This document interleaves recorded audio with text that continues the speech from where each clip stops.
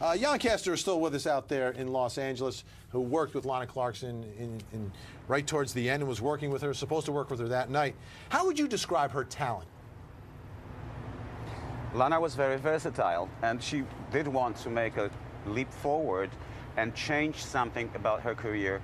Of course, she would say, I've been there, I've done that, time to change my image and time to move forward. She was very talented in many, many ways. She was also a very good cabaret singer. I would say cabaret because that was the nature of her songs and performances, and this is what she was supposed to do with the one-woman show, Marilyn Monroe, singing the songs. So her talents really were just across the board as an actress, as a model. She even designed her own website. I mean, whatever you saw, she would be sitting there with a computer and doing the living doll production, enjoying putting things together. So it was a very versatile, talented woman.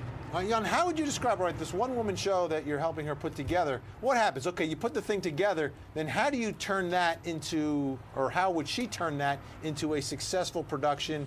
Where would she go with it? Who would she bring it to? I mean, how do you do that out in Hollywood?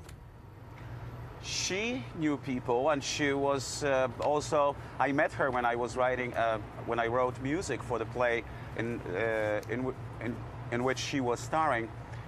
In the year 2000. So she knew people, she would take it around. She was still a very good friend of Roger Corman, and she wanted the show to be like a cabaret show that she would take around town, first of all, film it, maybe sell it, maybe even, you know, go further with it. She was looking forward, and there was an enormous number of possibilities. And she was very industrious. She would know what to do with the show, believe me. Jann, why do you think Lana Clarkson went home with Phill Spector? That is something that is very, very simple to me. Lana wanted to start her musical career as a singer. Who wouldn't be impressed by being with the most famous music producer almost of all times? I mean, Phill Spector was doing hits, making hits in the 60s. I even saw him on I Love Lucy's show, which was in the 60s. Lana would go with him. Believe me, if I was joining her that evening, I probably would have ended up being with them together, or maybe not. He's drunk. He wants her to come home with him. Probably Lana Clarkson understood that he was interested in something with her that he might not have been interested in with you. Right. Well, I would have to say we all have our idiosyncrasies. I think that Lana probably thought it wasn't a good idea to go there, but then she couldn't resist the temptation of being with this guy as a music producer. As I understand, she did know very little about Phill Spector in the beginning. And then, you know, she found out who he was. Phill Spector took out a gun to stop those other women from leaving, and the jury could conclude that he had the motive in this case to take out a gun to stop Lana Clarkson from leaving. All right, let me go out to Jann Castor, who's with us from Los Angeles. And Jann was a friend of Lana Clarkson's, worked with her artistically. You know, Phill Spector worked with John Lennon back in the day, and you see a certain irony in that. Yes, it's an eerie little thought that I had. There was a song called Instant Karma that Phill Spector produced with John Lennon. And for those who want to Google the lyric, they will find it a little eerie.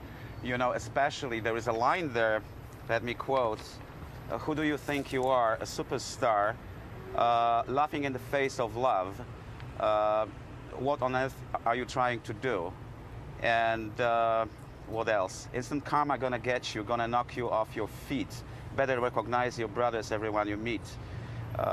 And so on and so on. Whatever happened, it was a long time in the making, and Phill Spector was known by musicians, and that he would be pulling gun even in a studio, you know, if somebody was singing badly, you know, or not doing what he wanted and how he wanted to produce the song.